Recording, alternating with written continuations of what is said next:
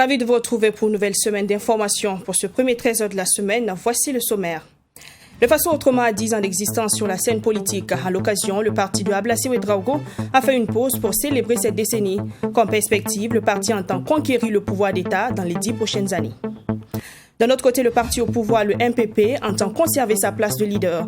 Pour ce faire, le parti annonce une restructuration de ses instances lors d'un congrès prévu les 24, 25 et 26 septembre prochains. À ce congrès également, le parti décidera d'accepter ou de refouler les 4 partis qui demandent à rallier la majorité. Bonjour et merci de nous rejoindre. 10 ans qu'il est sur la scène politique. Au cours de ces 10 années d'existence, il a participé à toutes les échéances électorales. Le Faso Autrement, puisque c'est de lui qu'il s'agit, a décidé de faire une pause pour étudier les failles, se féliciter des acquis et surtout se projeter dans les 10 années à venir. Pour l'avenir, le Faso Autrement, c'est déjà ce qu'il faut faire prioritairement. Pour son président Ablaye Ouedraogo, il n'y a qu'à conquérir le pouvoir d'État. Abdourahim Niaye. Pour les 10 prochaines années, le Faso Autrement compte conquérir le pouvoir d'État. C'est la projection faite par les responsables au cours de cette journée de réflexion sur le renforcement du parti 10 années après sa création. Les membres ont donc au cours de cette journée identifié les défis à relever pour atteindre les objectifs pour la prochaine décennie. Cette journée de réflexion-là a pour ambition de revoir tout ce que nous avons vécu pendant les 10 ans-là. Il y a des faiblesses, il y a des forces, il y a des choses qu'il faut corriger, il y a des choses qu'il ne faut plus faire. Et pouvoir, à partir donc des conclusions que nous allons tirer aujourd'hui, nous projeter sur les 10 prochaines années. Et nous disons que ce que nous venons de vivre au cours des 10 dernières années nous encourage à aller de l'avant. Nous sommes sur la bonne route et je pense que le pouvoir n'est plus loin du parti Le Faso Autrement. Du 12 septembre 2011, date de création du parti, à aujourd'hui, le Faso Autrement a participé à toutes les échéances électorales. Même si pour cette 8e législature, le parti n'est pas représenté à l'Assemblée nationale, son président se réjouit de sa participation à l'élection présidentielle passée. Ainsi, il estime que le Faso Autrement a une place importante sur la scène politique burkinabé. Le Faso Autrement a été présent sur toutes les questions pendant ces 10 dernières années. Nous avons participé à la transition au niveau du gouvernement, au niveau du CNT. Nous avons été à l'Assemblée nationale depuis que le parti a été créé. Nous avons 87 conseillers municipaux, nous avons la mairie de Sapoui. Écoutez, nous sommes 208 partis. Le nom du parti Le Faso Autrement est bien connu. Ce qui reste à faire, c'est travailler à renforcer les capacités du parti pour que les résultats soient encore meilleurs. Les militants du parti ont quant à eux apprécié ce cadre de réflexion et affirmer leur engagement à lutter pour un changement dans un futur proche. Cette journée de réflexion a permis aux membres d'harmoniser leur point de vue sur la situation nationale en vue d'une déclaration publique dans les jours à venir. Voilà, cette commémoration des 10 ans du Faso Autrement s'est tenue samedi dernier. Pendant que le parti de Ablaye Ouedraogo annonçait son ambition de conquérir le pouvoir d'État, samedi, le MPP, parti au pouvoir, annonçait également qu'il conserverait sa place de leader. Pour cela, le MPP procédera à un renouvellement de ses instances lors d'un congrès annoncé les 24, 25 et 26 septembre prochains. Pour le président du parti, le MPP étant au pouvoir, veut conserver sa place de premier parti sur l'échiquier politique national. Reportage. Après 3 années à la tête du mouvement du peuple pour le progrès MPP, le bureau politique national est en fin de mandat. Selon son président, le MPP étant au pouvoir veut conserver sa place de leader et premier parti dans l'arène politique burkinabé. Cette ambition sera abordée au cours du congrès du parti qui se tiendra du 24 au 26 septembre prochain à Ouagadougou lors du renouvellement de l'instance dirigeante du parti. Quand on est un parti qui gère le pouvoir d'État, le sentiment c'est de tout faire pour honorer cette position de premier parti et de parti au pouvoir.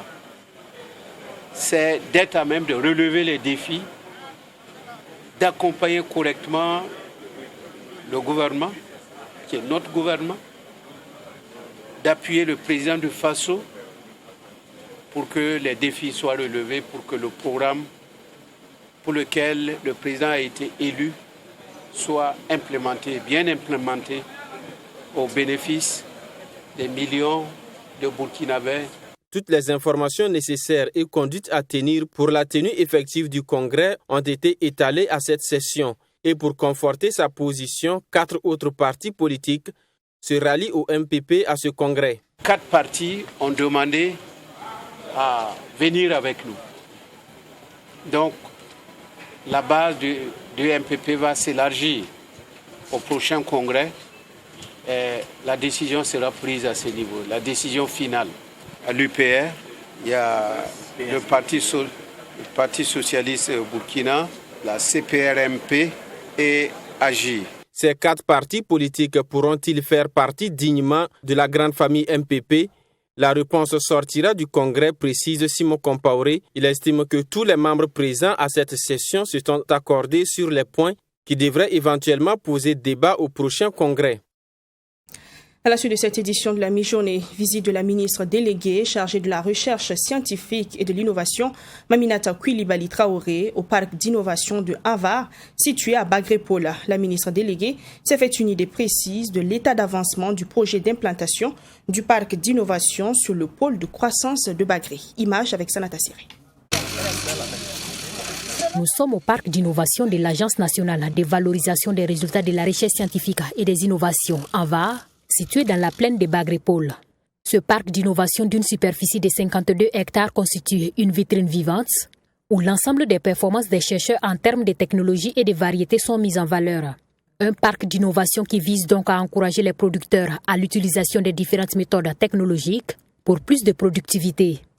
Ici, c'était pour déjà venir voir ce qui est fait sur le terrain. Parce qu'à Bagré-Pôle, la recherche avait pour objectif donc de montrer, d'être une vitrine pour donc donner l'exemple des pratiques culturelles et aux producteurs. Donc ici c'est une vitrine et nous essayons donc d'adapter ce qui sort du labo pour que ça soit un outil qui va permettre de former d'abord les étudiants et ensuite que les producteurs s'approprient donc les techniques. Donc voilà, j'ai vu que c'est vrai qu'on a un problème de moyens pour investir sur les 52 hectares, mais les responsables de Anvar ont trouvé l'idée donc de faire travailler les producteurs, d'exploiter pour ne pas laisser les terrains nus. Entre autres variétés de plantes promues dans ce parc d'innovation, il y a la papaye, la banane, le maïs, le soja, le riz, le manioc et la patate. Des variétés à haut rendement développées par l'Institut de l'environnement et de recherche agricole INERA et qui sont plus résistantes aux maladies selon le directeur général de l'Anvar. Nous sommes dans la plaine de Bagré-Pôle et le premier objectif c'est que ceux qui investissent à Bagré-Pôle puissent trouver des technologies sur place qui puissent être rentables au lieu d'aller en Chine ou ailleurs pour chercher. Sur place, nos chercheurs cherchent et trouvent et donc on leur montre directement sur le terrain ce qu'il y a. Quand vous venez ici, un autre élément, c'est que l'idée est que, au lieu que ce soit une vitrine juste pour venir regarder, on va prendre des jeunes qui veulent s'investir dans l'agriculture pour en faire leur business, les accompagner jusqu'à ce qu'ils acquièrent la maîtrise pour pouvoir s'installer à leur compte en termes d'agro-businessmen, des vrais cette fois-ci. Intitulé Projet d'implantation du parc d'innovation sur le pôle de croissance de Bagré, Pinova Bagré, ce projet concerne essentiellement le secteur agro-silvopastoral. Il est logé au sein du ministère en charge de la recherche scientifique et géré par l'Anvar. Son directeur général a saisi l'occasion lors de cette visite pour soumettre des doléances à l'endroit des autorités. Il s'agit notamment de la mise en place d'un dispositif qui va permettre de maîtriser l'eau et faciliter la production pendant les autres saisons. Dans le secteur de la santé, le ministère en charge de la santé et son partenaire Sibiri Biomédical ont visité le centre d'hémodialyse du centre hospitalier universitaire Sourousanou de Bobo-Dioulasso. Ouvert en 2018, le centre a été entièrement rénové et équipé par l'entreprise Sibiri Biomédical. On retrouve sur place notre correspondant Joseph Koudrou pour le reportage. Le service de nephrodialyse du CHU Sorosano de Bobo-Dioulasso a reçu la visite du ministère de la Santé. Cette délégation du ministère de la Santé, conduite par le secrétaire général, est venue constater de visu les nouvelles installations faites dans ce service. Ces nouvelles installations ont été effectives grâce à une convention signée entre l'État et Sibiri Biomedical Service. Cette convention se fait sous un nouveau mode d'acquisition des équipements biomédicaux qui fait en sorte que nous sommes en parfaite symbiose avec le fournisseur et qui nous met à notre disposition de l'équipement de qualité. Et cet équipement-là est suivi par la maison qui a fourni les équipements, qui donne des compétences aux techniciens pour qu'ils puissent faire la maintenance au quotidien et lever les situations qui pourraient se présenter.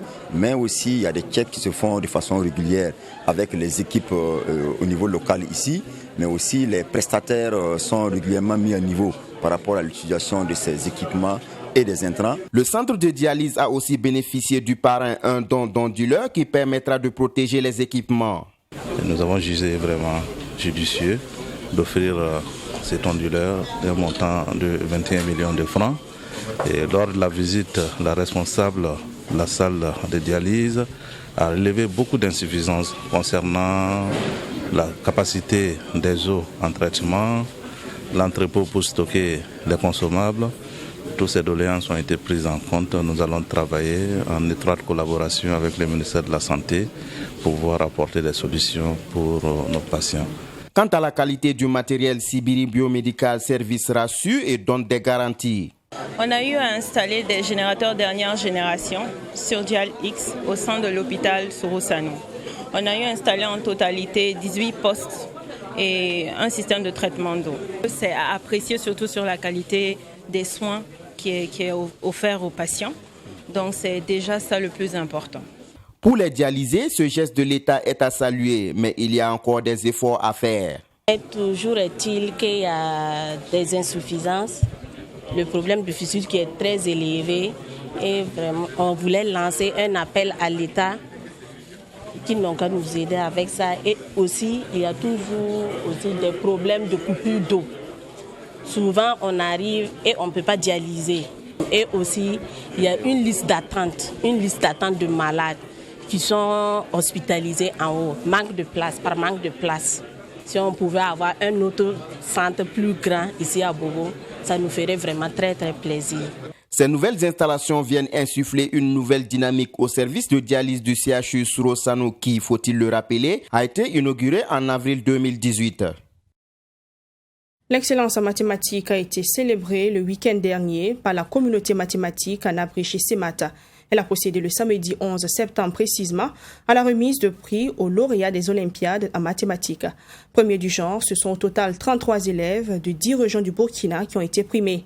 La compétition a été ouverte aux élèves de la classe de seconde, de première et de la terminale. On fait le point dans ce reportage signé Fatoumata Konaté avec la voix de Adam Scalé de Drago. Ils étaient au total 1400 élèves au départ. 100 ont été sélectionnés, puis 5 de chaque catégorie ont été retenus pour la compétition finale. À l'heure du bilan, 33 de ces élèves ont su démontrer leur maîtrise des formules mathématiques, ce qui leur a valu cette récompense ce samedi 11 septembre.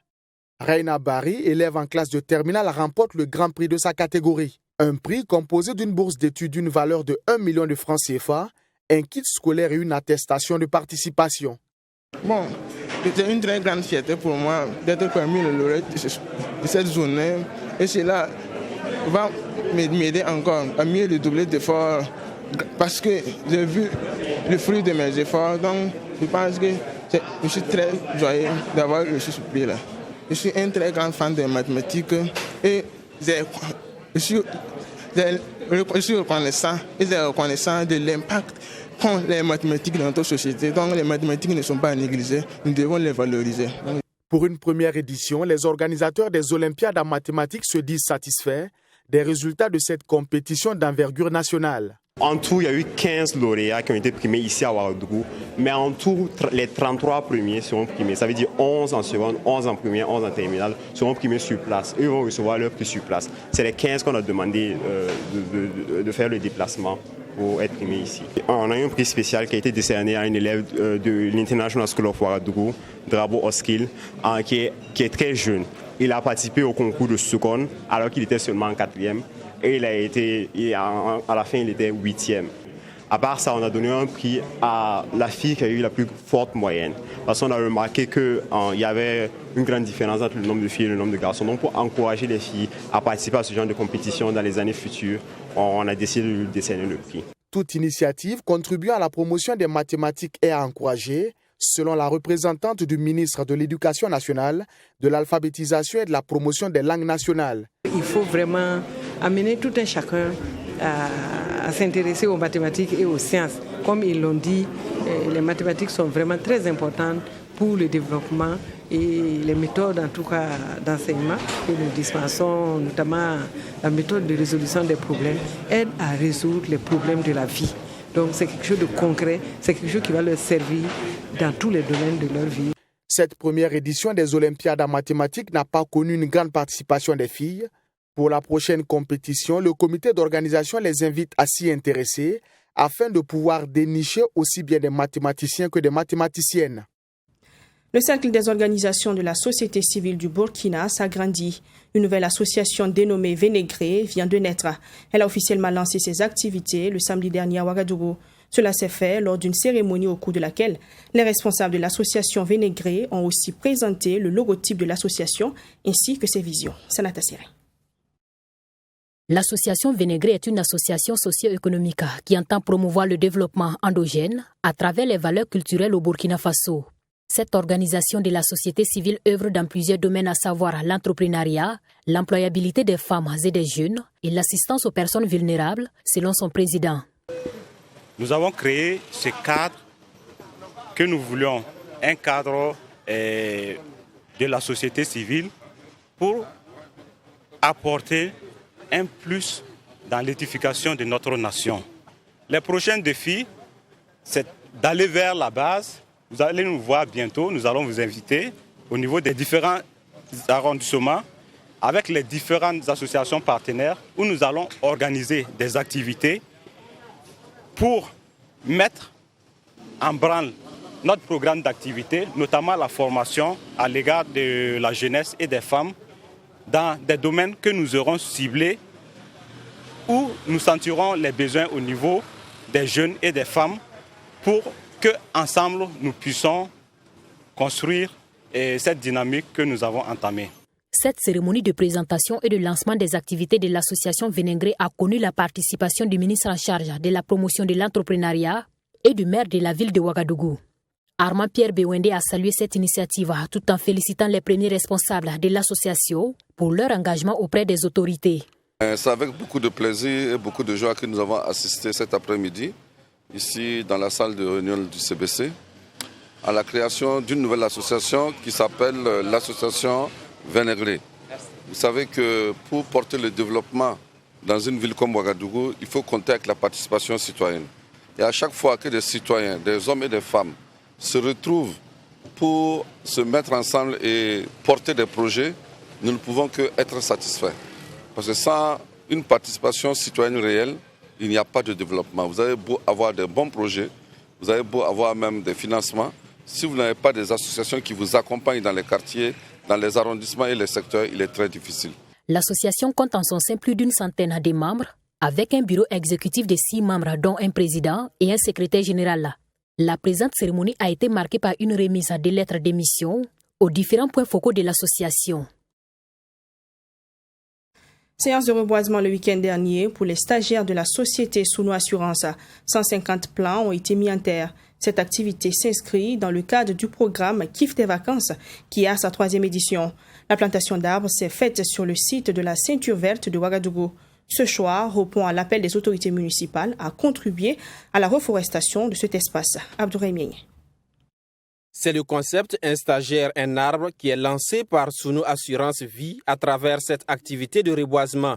Une activité qui marque la fin du programme Kiffe tes vacances et s'inscrit dans le cadre de la volonté de Souno Assurance Vie à contribuer à la réhabilitation et à la restauration de la ceinture verte de Ouagadougou. Une initiative saluée par le conseil municipal qui s'est engagé à restaurer cette bande verte en état de dégradation. Et c'est depuis 2016, à notre arrivée, en tout cas à notre prise de fonction, que le maire, la commune de Ouagadougou et l'ensemble du conseil municipal, le constat a été fait et qu'il fallait réhabiliter la ceinture verte. Donc un plaidoyer a été fait. Aujourd'hui, nous sommes accompagnés par Sounou Assurance Vie Burkina Faso. Le DG est là. Ils ont sollicité en tout cas nous accompagner au niveau de la ceinture verte. En tout cas tout de suite, le maire de la commune de Ouagadougou, le conseil municipal, nous avons accordé parce que c'est ce que nous recherchons. Le programme Kiffe tes vacances, qui s'achève avec cette activité de reboisement, a permis durant 45 jours d'accompagner les jeunes en termes de formation en entrepreneuriat et leadership. Occasion pour les stagiaires d'entrer en contact avec le monde professionnel. Des centaines d'étudiants, demandeurs de stage, de leur permettre de pouvoir avoir une immersion en milieu professionnel, avoir des formations en développement personnel. Ensuite, c'est des formations également sur des techniques de vente, sur des techniques de prise de parole en public. Alors cette année, nous avons ajouté d'autres types d'activités, comme des visites d'entreprises partenaires à Sounou Assurance Vie, qui ont bien voulu accueillir ces stagiaires-là également en visite. Et également, aujourd'hui, l'activité qui nous réunit ce matin, c'est une plantation d'arbres. Parce que c'est un acte citoyen et cela participe donc de l'éducation citoyenne de ces stagiaires que nous avons eu avec nous pendant 45 jours.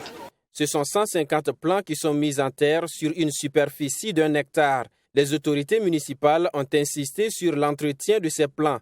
Le premier adjoint au maire a par ailleurs invité les personnes physiques et morales à accompagner la mairie dans la préservation de cet espace afin d'offrir un cadre de vie agréable aux populations.